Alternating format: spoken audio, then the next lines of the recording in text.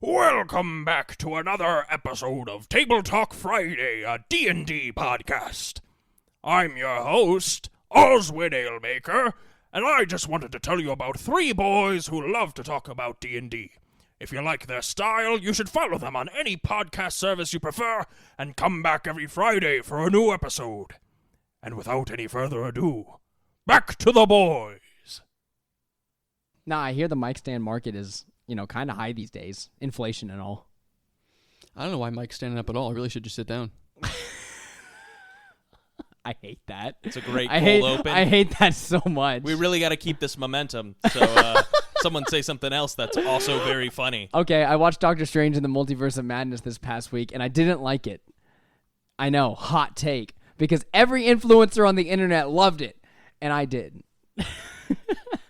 It wasn't too bad. For any of you out there that haven't watched it yet, you should definitely go see it. It's very interesting. I strongly recommend you go see it and form your own opinion.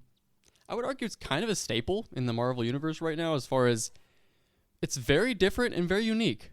I don't know, give it a go. Classic Sam Raimi. Changing what I like. How dare you? How dare you, Sam? How dare you get creative and change the vision? I want slapstick, normal-ass Marvel movie. Exactly. So he was the director or producer? Director. The director. So I don't know a whole lot about him, but I really do want to go back and watch his horror movies that he makes. He did Evil Dead. Okay, so yeah, I he want to did go the see Evil Dead movies. I've never seen the original. I mean, obviously, the Spider-Man movies, Spider-Man 1, 2, and 3 back in the 2000s. Oh, okay, I could see the theming with the Venom one. It was pretty dark. Oh, yeah, I mean, all of those had very, dark grayscale, lighting here and there, where they felt kind of, somber in general. Those were very much Sam Raimi movies. He did a great job on Spider-Man 2, and that's all I'll say. But watching Multiverse of Madness, no hate on Sam. It's just I like a lot of other Marvel movies more, and I liked the movie. It was okay, but it was also bad. You're really sending some mixed signals here. I feel so mixed on this movie. That's the problem. Every time I think back to it, I think I did love that moment, and then I think back to another moment and go, I did hate that moment. And then that's how I felt the whole movie, just hot, cold, hot, cold, hot, cold. It really was a roller coaster, though, because you were constantly feeling like, oh, this super cool hero thing's happening, but then something kind of hoary. Yeah. I used our one curse The word way for they the put podcast. the sex scenes in the PG-13 movie was insane. Well, now I need to see this movie. Yeah, it didn't happen. Don't go to it expecting, sex scenes. I want to say there was 3 solid jump scares in that movie. I didn't jump at anything. No, I didn't actually jump, but there was a couple things where I was definitely taken aback and audibly gasped in the movie theater that just happened. There were some things that I reacted to where I was like, "Ooh," but it wasn't anything that was like, "Whoa!" You know what I mean? I think those were good emotes. Yeah, but if you went into that movie not expecting the theming and the setting of it, I think you could definitely get spooked. We knew since they announced this movie that they were taking a horror theme. Yeah, that's true. But even though you said that, it didn't register to me because I was going to see a Marvel movie. There can't be horror in Marvel movies. They said it, though. They were like, it's going to be more horror themed. I didn't believe it. We knew this, what was it, a year and a half, 2 years ago when they announced this movie was happening? You say we, like Drew pays attention to the Marvel. No, I mean, you're absolutely right. But I just feel like if you listen to, any... If you open up YouTube and watch anything on Marvel, they're like, hey, here's what's coming up. And also, we have Multiverse of Madness. It's kind of horror themed. And he also has me. I live with him. I'm a Marvel fanboy. And I told him, I was like, yeah, this one's going to have more horror themes. It's directed by Sam Raimi. And all of that just goes in one ear, out the other. It couldn't possibly happen. No, it's impossible. There's no way. Yeah, sounds about right. And this is what it's like being roommates with one of your best friends. They listen very, very well. No. Okay. Guys, this episode of Table Talk Friday is not about the MCU and or Doctor Strange and the Multiverse of Madness or what happens with the Scarlet Witch or WandaVision or anything else. This is Frequently Cast Spells Part 4, where we're going to go over the 4th level spells that we know and love and, the ones that we see most frequently cast in our games.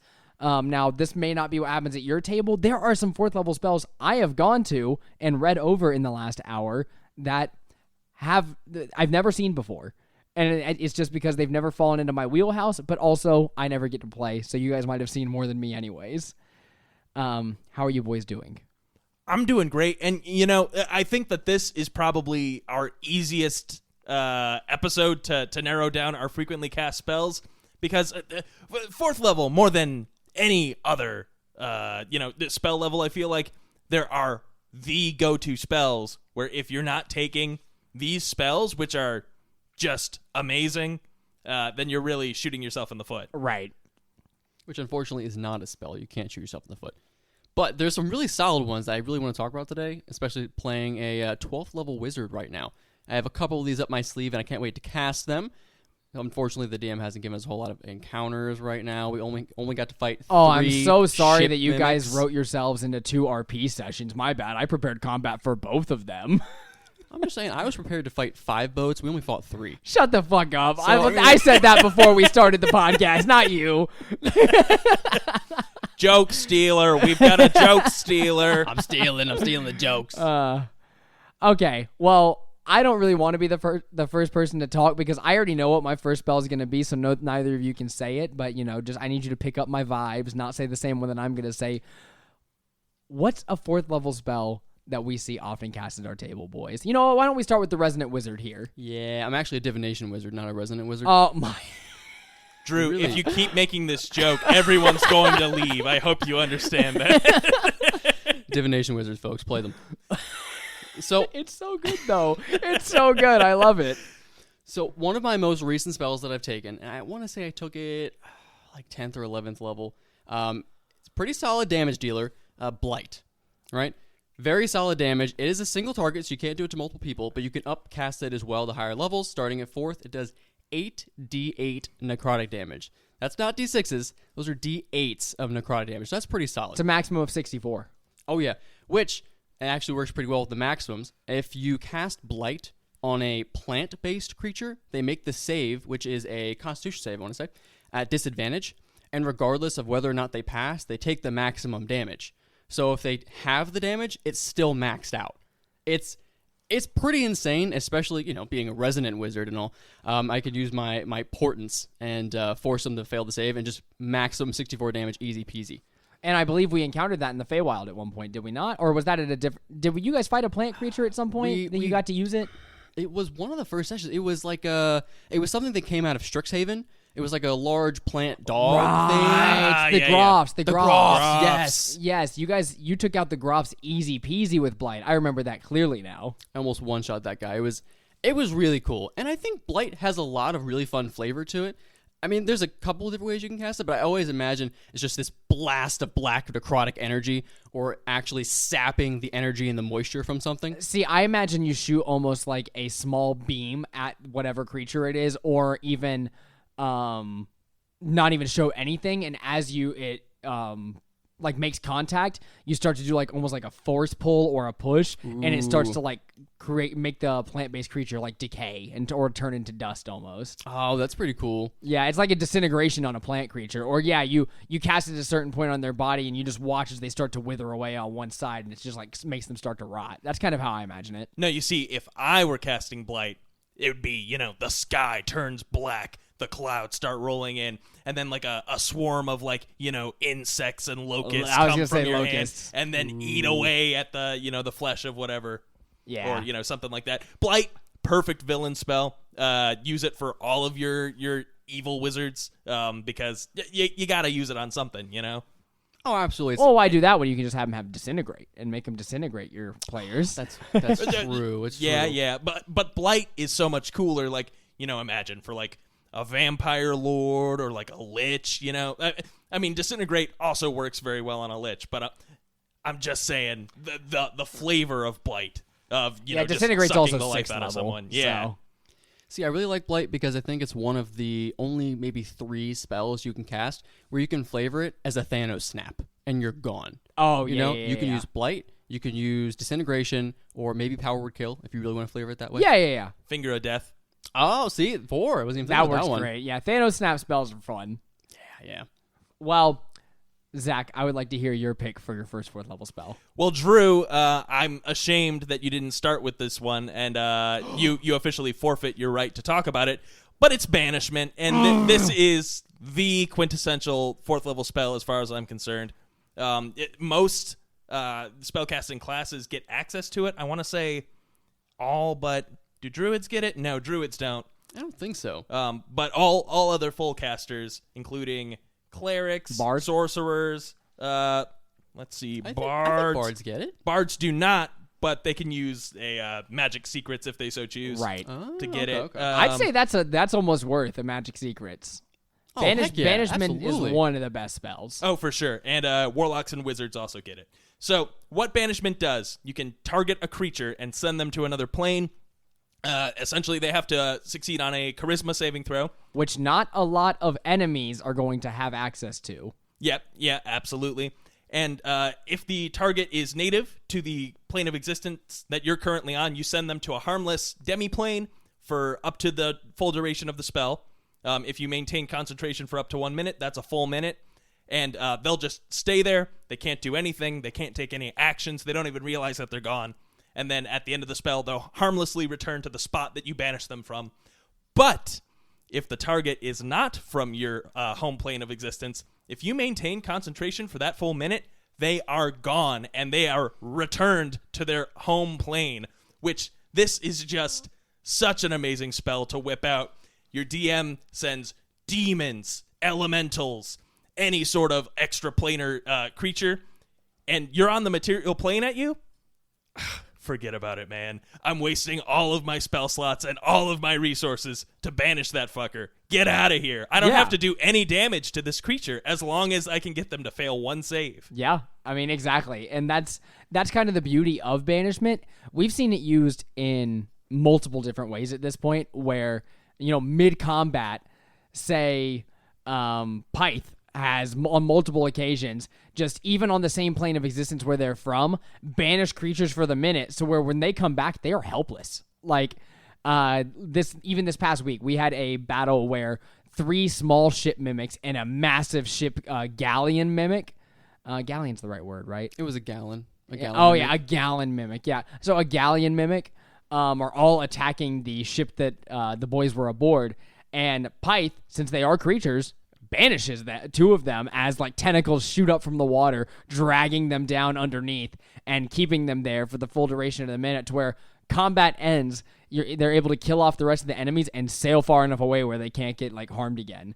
It was great. I mean, it was a perfectly good use. I'm always like, if you hadn't done something drastic in that moment, the ship you were in might have sunk, and that it was a very, very creative, fun use of it. And we've done that a couple of times on different occasions where it's like, oh shoot, we're in big trouble, and then all of a sudden the dual banishment comes out. Important because I'm a divination wizard. We are saved. Yeah, absolutely. And so banishment is a single target spell. So if you're a sorcerer or have access to twin spell, this is a perfect candidate. It lets you dual target, or you can upcast it. So if you have those higher spell slots, you can get rid of, let's see, it's a 4th level spell, so you can get rid of up to 6 creatures if you use a 9th level spell slot. Insanity. That's an entire combat that just goes away. Yeah. From one character's turn. And so you can do this even in the middle of combat. Say they're not local to your plane. Combats don't last for a full minute in D&D. So if you take out multiple creatures, maximum of like 30 seconds. Yeah, absolutely. You take out multiple creatures, the remaining few are not going to last more than a couple rounds with your, upwards of, 11th level characters or whatever it may be. And it's a great idea to have this spell on you, especially if you're going through a big dungeon. You're going to have multiple encounters because it might make a couple of those early encounters very easy for you. Banish a couple of creatures, bring them back like right at the end, take them out. Like you're getting to the end, everybody's still got plenty of hit points for the boss battle.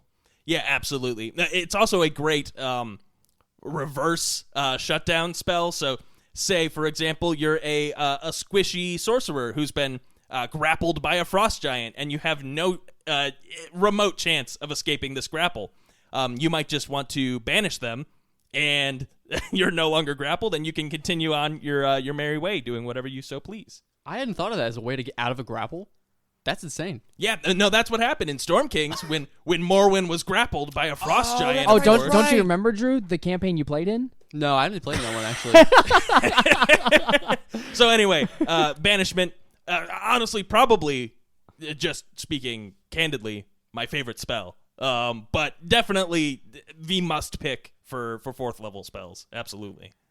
All right, boys, but don't mind if I take the reins here because I'm going to talk about I'm not going to say my favorite, but one of my most well-used 4th level spells, and one I would say is very, very frequently cast, and that's Greater Invisibility. Ooh. Now, Greater Invisibility, if you have not heard of it before, is the same as regular invisibility, except it only lasts a minute. Now, that might sound like a nerf to you, except for the fact that the invisibility does not end whenever you attack another creature.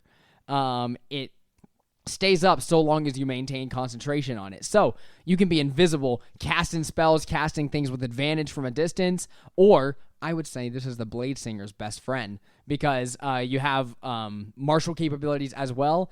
And, well, if you happen to play a high elf Blade Singer and take Scorching Ray, or you had an item that may or may not cast, a distant spell 3 times in a turn, you can just be Buzz Lightyear running around the battlefield, turn yourself invisible, and get triple advantage with Elven Accuracy on every single Scorching Ray.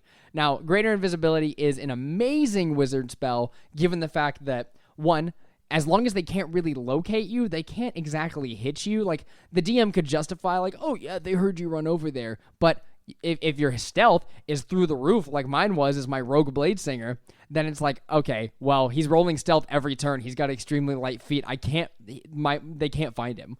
Now, you do have to be careful, because if you do that and you start arguing with your DM, they may start just fireballing all over the battlefield trying to get you and your teammates.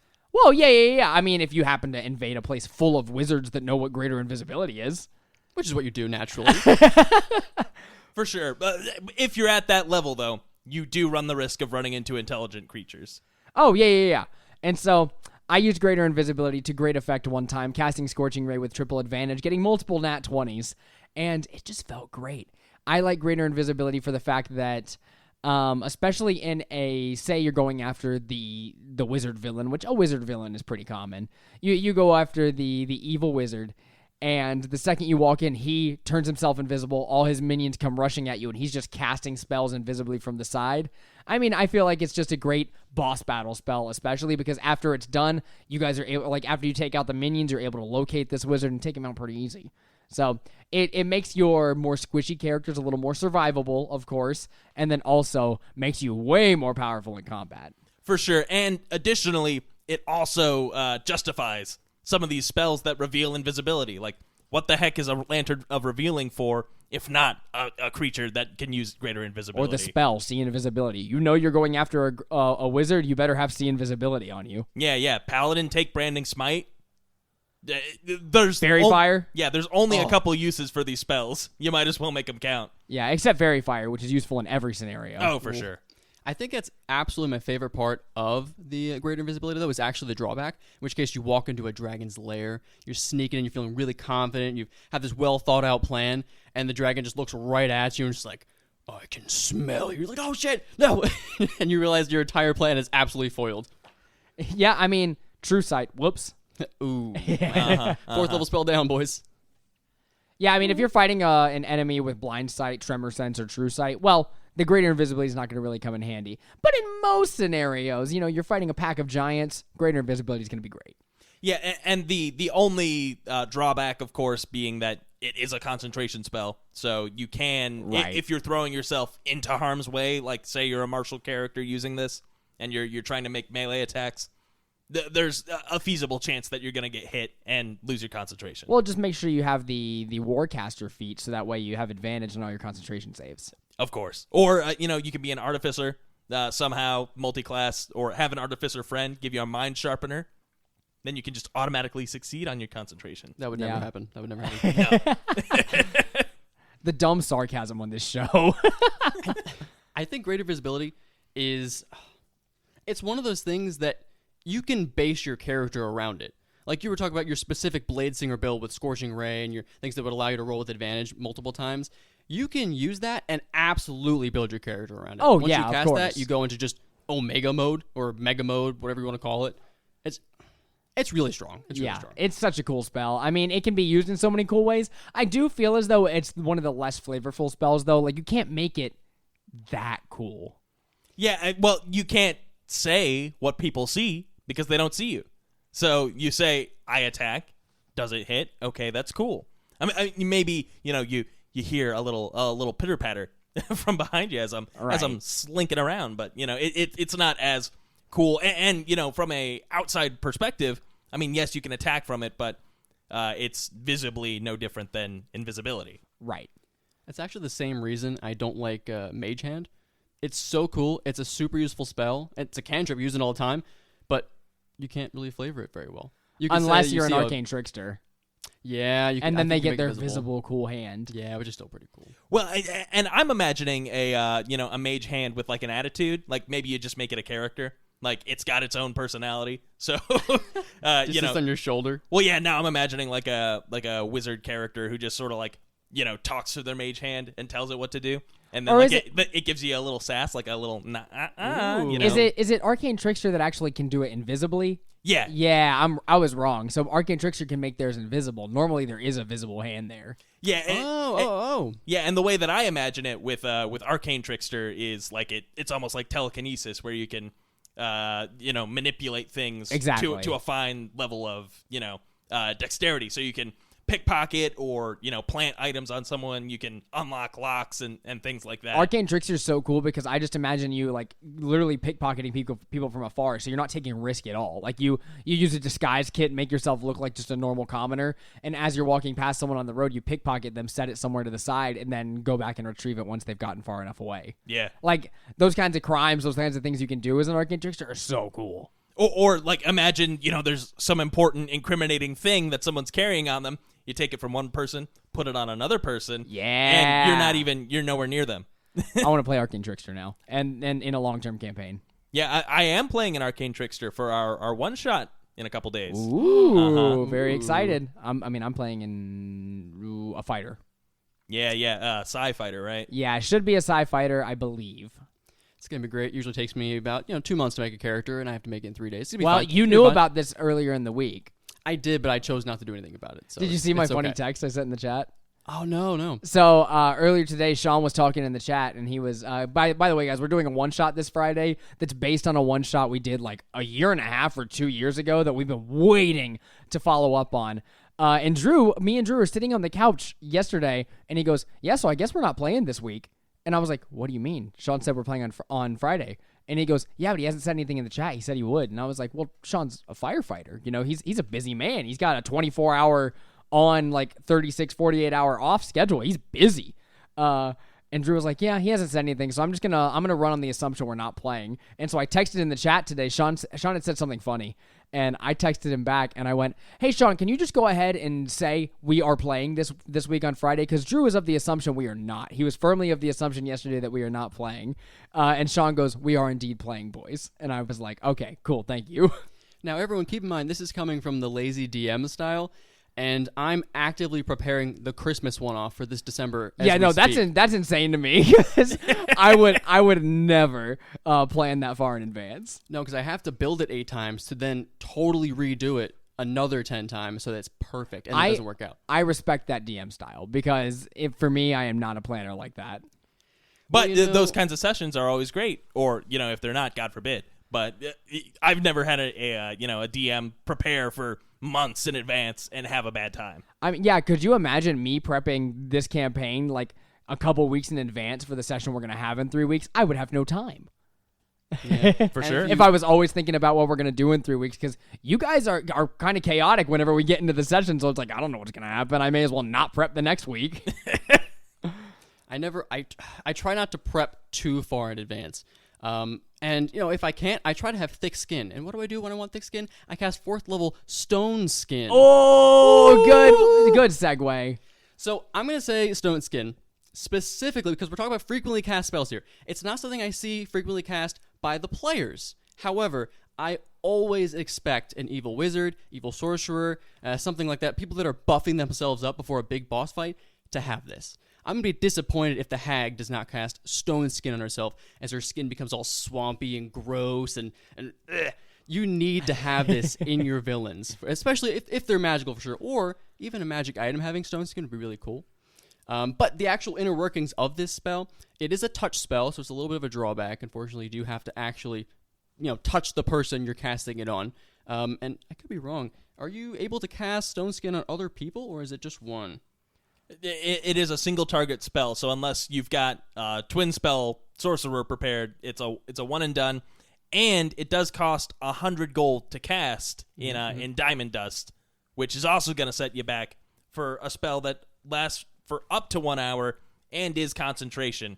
Also, it only grants you resistance to non-magical bludgeoning, piercing, and slashing damage, which I will say most monsters have that by default. So here's what I'll say about Stone Skin. It's a great enemy spell that I would not take as a player. I mean, honestly, I think this is an essential DM spell for a lot of your like archmages, your wizards that you're fighting up against. A lot of your spellcasters you're going to end up running into throughout the campaign. I think Stone Skin is a very viable spell for them to have because you don't have to justify any of that other shit. It's like, yeah, they had 100 gold of Diamond Dust. What are you going to do about it, player? If a player interrupts you and goes, excuse me, did he actually have 100 gold of Diamond Dust? I feel like, they shouldn't be at the table with me. Yeah. Well, not anymore, they don't. Not after. He's an archmage. Of course he does. Well, and so this is definitely one of those spells where, you have a ring of spell storing, of course, and they give it to their minion, so they're not concentrating on this spell, but they have someone else cast it on them before. Oh, okay, like a little mini buff kind of thing. Okay, I see what you're saying. Yeah, there. I can almost imagine like a gladiator or a duelist, and right before they come down, like their little right-hand man just throws 100 gold of Diamond Dust over them, and it gives them Stone Skin. Uh-huh. See, I still haven't done it, but I've been thinking about a really cool encounter where there's just this big, meaty, giant dragon that's really something that would be a meathead, basically, that's all about dealing damage in 1 or 2 blows, and they just have a whole bunch of little kobold minions around them just constantly buffing them with Stone Skin or haste. It could be anything, right? Fairy firing the enemy. I just love the idea of a big brute being constantly buffed by a bunch of little spells around him. Yeah, that is cool. And you guys have used haste on my enemies a whole lot in the campaigns we've played in, and I've never once done it back to you. At some point, I need to do that. You sure should. But then we'll definitely make sure that they lose their concentration. Or dispel magic them, something like that. Yeah, that's true. So, Zach, do you have another 4th level spell for us before I go on to another one?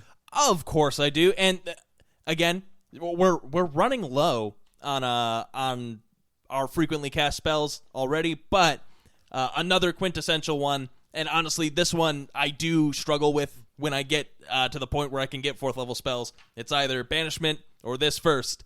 I'm talking about Polymorph. Oh, yeah. Okay. Oh, yeah.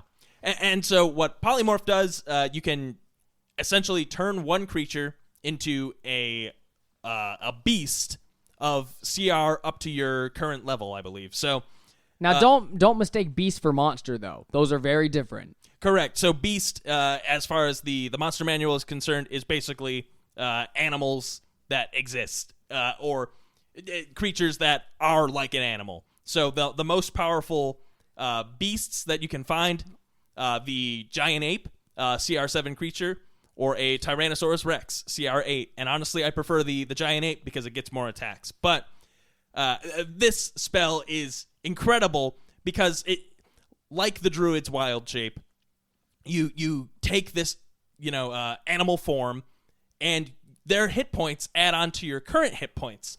So essentially you're adding an extra creature into the combat who has upwards of 100 hit points, and the enemy's going to have to get through all of that before they can deal any damage to this, particular Now, character. Concentration can be broken, Dispel Magic can be used, or they can simply ignore you. But yeah, I mean, like you said, if you are running low on hit points or like someone's getting there towards the edge, instead of like healing wording them or like trying to cure wounds or something, you can just be like, polymorphed. My barbarian, who was at like 10 hit points, is now a giant ape. And now he's still raging and he's going ape shit.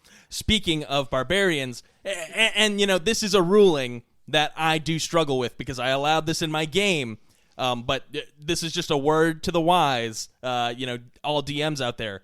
There's nothing in the rules that says a barbarian can't maintain their rage while in this animal form.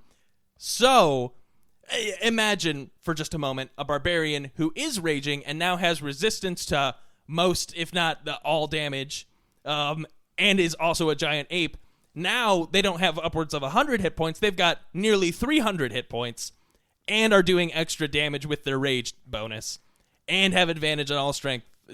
You can see how this can get pretty ridiculous. Yeah, so you have to be, in order to basically get through all of that, your creature either has to be insanely powerful and dumb enough to where they don't realize someone else is concentrating on it, or insanely intelligent enough so to where they could be like, aha, I know that person cast the spell. I should focus on them to get it down to kill the barbarian.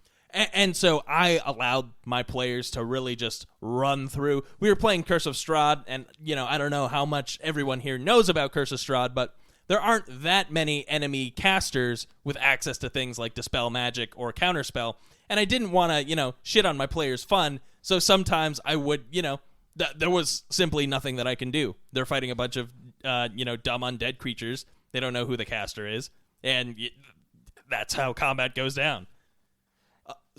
On the other hand, there's nothing that says you have to pick a strong creature. So if you want to cast the spell on an unwilling creature, I believe they have to make a wisdom saving throw. Yes. And you can turn them into whatever you want. A turtle. Yeah, so imagine like an evil witch or a hag who, turns someone into a cat, a la Hocus Pocus, or, something harmless.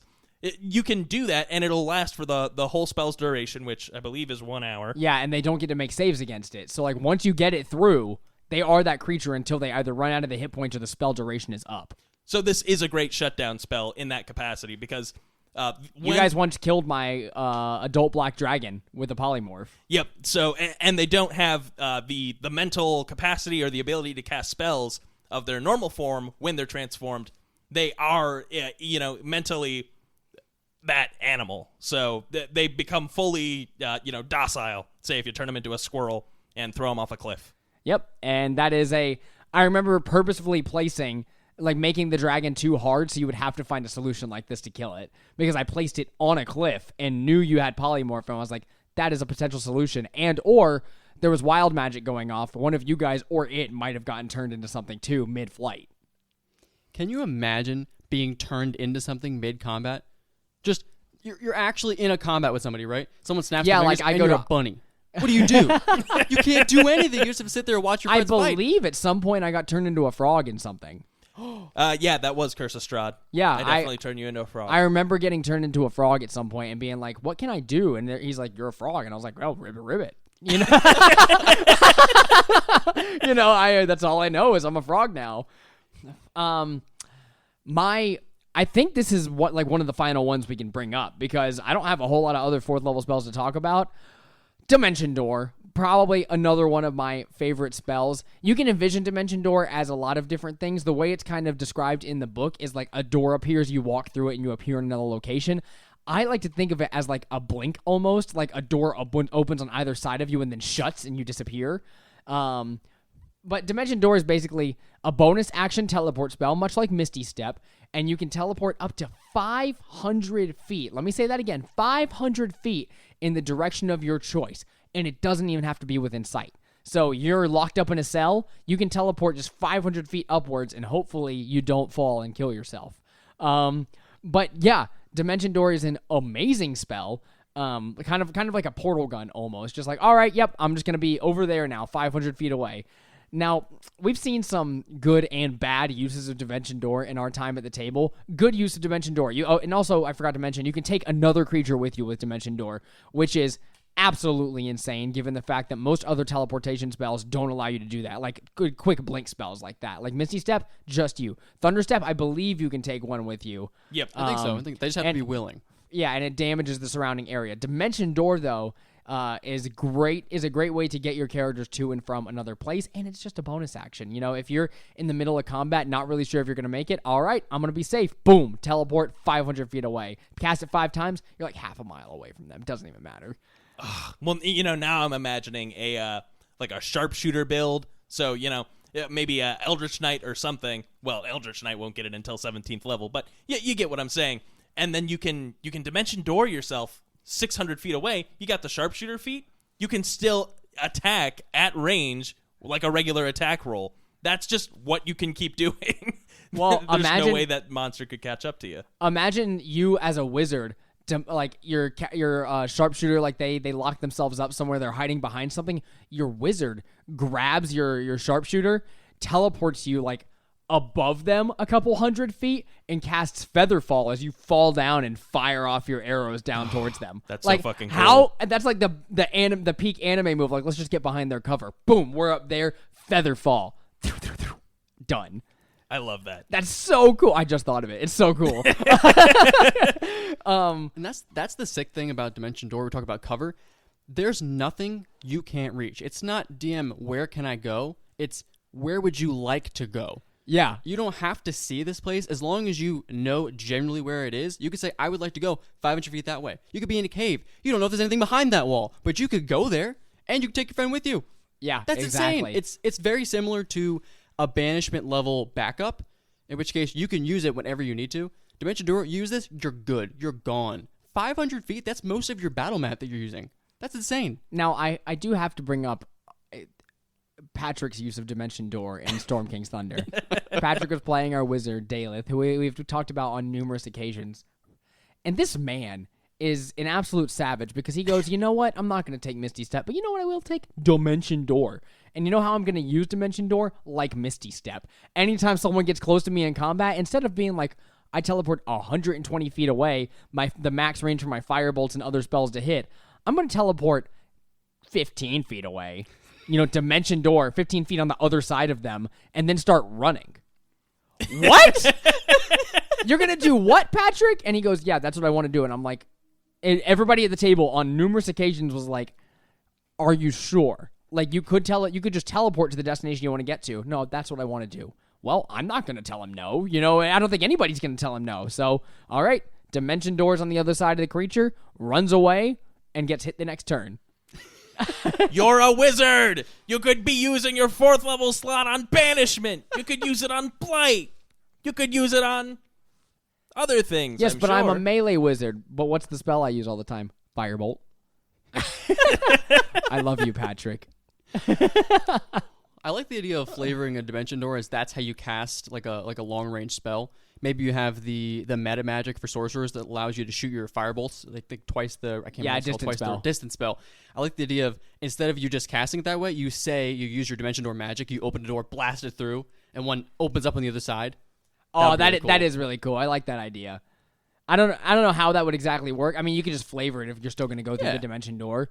You're but like, hey, you open up the door, fire it, and then jump through. Actually, because you still get your action afterwards, right? That's what I'm saying. Could do that. Yeah, you could do that. Oh, that's sick. That's super fun. All right, guys, to wrap up this episode, does anyone have any other shout-outs to 4th level spells? I'm going to give a shout-out. Yeah, please, go ahead. Now, we talked about this before the session very briefly, or the podcast session, we say. Yeah. Wall of Fire. It's super cool. I know. Now, frequently It cast. is frequently cast. It is frequently cast. I would say Wall of Fire is probably overused a little bit, okay? But it's very, very cool. Lame. But no, it's not. No, it's not. Now, there's a lot of other things out there you could do with your 4th level spells. I completely understand. And it's not the best at doing what it does. But you get to create a wall of motherfucking fire, boys. It's so cool. It is a use case scenario spell. We've seen some great uses where there was a one-off where a bunch of mummies were involved, a character had Wall of Fire, and they walled off like 11 mummies and killed them before they could do anything. Like, that's great. Great use of Wall of Fire. But, man, as I said before we started recording, it's not cool. It's not that useful. It's a very use case centric thing.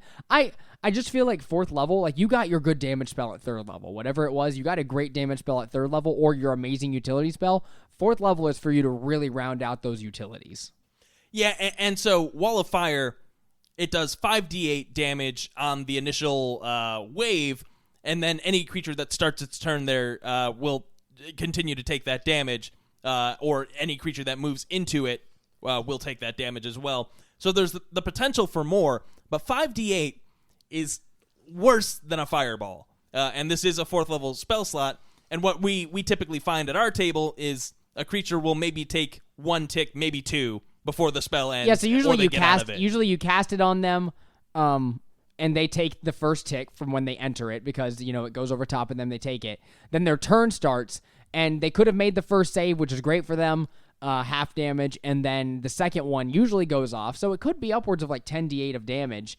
It's just I find that it's never really worth it because you're setting up a wall of fire to zone off somewhere, and in most cases, like, the creature can just get out of it. Well, that's why, like in our party, what you do ahead of time is have someone be a very strong fighter that could be immune to fire, and then they just hold them manually in the wall of fire. I don't think we've done that, have we? Oh yeah, that has definitely happened. Nuth? Was he immune? Yeah, he used his really super cool magical glaive. Not only was he immune, Oh, but he was right. healing from He the fire. heals. I forgot. Yep. I made that glaive. Yep. I literally wrote that glaive. Yeah. So our fighter had a glaive that it did a random effect on a d6 every time he used a charge on it, and one of the effects was they actually absorb fire damage. So it's like fire bolts and stuff would heal them, which was so cool. It was so much fun. And when it first came out, it was like they're getting hit by a fire thing, and then all of a sudden, like, they have like just flames going through their veins and whatnot, and he just goes into a wall of fire and starts healing. And it's like, what? This is insane. This is like Mad Max. Like, oh, it was so much fun. I forgot we did that because he was absorbing like fire damage while stuffing a creature into it. Which is crazy because in a hell setting, I think it's probably one of the most metal things you could do. Yeah, absolutely. That's why I wrote it that way, because I was like, if you roll this, you're gonna be unstoppable. At least for a little bit. Yeah, for like, I think it was a minute. At least for a minute while the wall of fire's up. Yeah, exactly. Absolutely. There are more 4th level spells that I like. Just to shout out a few, because I don't think we're gonna get to all of them. Death Ward, great for clerics. That is a good spell. You cast it. I don't believe that there's a material cost, but for 8 hours, if you drop to 0 hit points, instead you drop to 1. Saves you from death. I believe it only. Here, I'll actually read the spell. I don't know if it stops instant death like Power Word Kill. I want to say that it does, but I could be incorrect. Let's see. Death Ward. First time it would drop to 0 hit points. As a result of taking damage, it drops to 1. If the spell is still in effect when the target is subjected to an effect that would kill it instantaneously, the effect is instead negated against the target, and the spell ends. So, Power Word Kill negated by Death Ward. That's pretty cool. For real? That's crazy. That's a 4th level counterspell against that. Yeah. Pretty good. Yep, absolutely. Guardian of Faith. It's a cool spell. I believe it's similar to Spirit Guardians, but it's a stationary thing. It's more good for protecting your party while you're resting, but it can do, I believe, 60 total damage, and then it leaves. And it does 10 or 20 damage per turn, depending on if the target creature makes it save. Not too bad. We've got Freedom of Movement. That one's cool. It allows you to swim speed equal to your regular movement. You don't, or you're unaffected by difficult terrain, and you can use 5 feet of your movement to escape any restraint. So, say if you're grappled or restrained, just cast Freedom of Movement, And you now turn you're into not. a puddle. Yeah, pretty much. Other spells I don't like: Ice Storm, Grasping Vine, Giant Insect, Conjure Woodland Beings. That one's okay. You can conjure a couple hags. Yeah, Conjure Woodland Beings was very cool in the conversions that we did. They used it. I believe one of their characters used it, did they not? Or someone No, it was conjured Conjure something. Animals. Oh, 3rd level spell. Okay. Different Much better spell. than Conjure Woodland Beings because it's a 3rd level spell. Yeah, that's crazy. I will say one you were talking about before that I don't think we touched on this episode. Fire Shield. Yes, I love Fire Shield. Yeah, Fire Shield is very fun and flavorful. Which is funny because I don't know exactly what Fire Shield does, but I remember how cool You get to Mora pick was in our basically- last campaign. He was holding up this flaming shield of death against the fire giants. It was pretty Yeah, sick. you get to pick basically fire or ice, and you become resistant to one of the two. So it's like fire or cold, flame or cold damage, and then I believe they also take damage when they hit you, right? Correct. So if you're hit by a melee attack, so the shield fails, you do still take the full damage, but in retaliation, the creature that hits you takes 2d8 of either fire or cold damage, depending on the type that you chose. Yeah, I think that spell's super cool too. our character in the last campaign had a magic item that could cast Fire Shield, and it was so much fun, so well used against giants, which are elemental themed. So it really came into effect when fighting like fire giants or frost giants. It's like, oh yeah, well, I got Fire Shield, so it's fine. Yeah, and what I love about it more than anything, it lasts for 10 minutes, no concentration. Yeah. So you can, get it up and forget about it. You can get it up before, if you think, I think in the next 10 minutes we're probably going to run into combat, I'll just cast it now. And then, you don't have to waste a turn while you're fighting. I like to think when you have the cold damage one on, that like you almost leave like freezing after images of yourself while you're walking, and it freezes them. That's like you're stopped in time almost. And then with the fire one, you're glowing like a Super Saiyan. Oh, like you've got like flames coming off of you. I mean, having it like wrapped around your shield is kind of cool, but like the idea of you just being surrounded by like a veil of fire, or almost like an Avatar: The Last Airbender, like close to the finale, whenever he's like going all crazy in the Avatar state and he's got all the elements floating around him, just like sheets of fire just wrapping around you. I just think that idea is so fun. Oh, absolutely. And that's what made me feel badass at any given moment. Morwen was very squishy, but when he cast Fire Shield, fuck it. I'll take a hit. You have a tendency to make squishy characters that have an insane amount of AC, so it's like, okay, I can only get hit like 4 or 5 times, but hopefully I never do. Yeah, good fucking luck hitting Morwen, because I not only did I have Fire Shield, but I had what was it? Sanctuary. Because originally I was support focused, so I wasn't ever dealing damage. I was just buffing the party, and Mirror Image. So that was like 3 layers of defense that you had to get through before you could deal a point of damage to me. If you could upcast Mirror Image 4th level, I would do it. That's insane. Oh, absolutely. Oh, yeah. Mirror Image is the best. You just get more images. Yeah, think about how many images you could have. Yeah, I don't want to map it. That's so much fun. It'd be like 10 turns in a row, you wouldn't get hit. And with that, gang, thank you for listening to this episode of Table Talk Friday, where we talked about our most frequently cast 4th level spells. And Rolithim Psychic Lance. I forgot about that one. Rolithim Psychic Lance is great. Too. It's an awesome spell. Check it out in Fizzbands. It's not frequently cast yet because it's in Fizzbands, a newer expansion book, but it is a great spell. Use it in your campaigns if you can. If you would like to hear more from the show, or like write in and say something to us, you can email us at tabletalkfriday@gmail.com. Ask your questions, give us comments, concerns, anything you'd like to talk about related to the show. Tell us about your favorite 4th level spells, or if you've got some recommendations for the next like 5th level spells, you can go ahead and throw that in there somewhere. You can find us on TikTok and YouTube at Table Talk Friday if you are looking to check out some of our little clips that we've clipped out and posted up. We've got more going up every single week. And with that, character with a 4th level spell, take us out. Banishment! You're gone! You're gone! You're banished! Sorry. Episode's over. You're banished.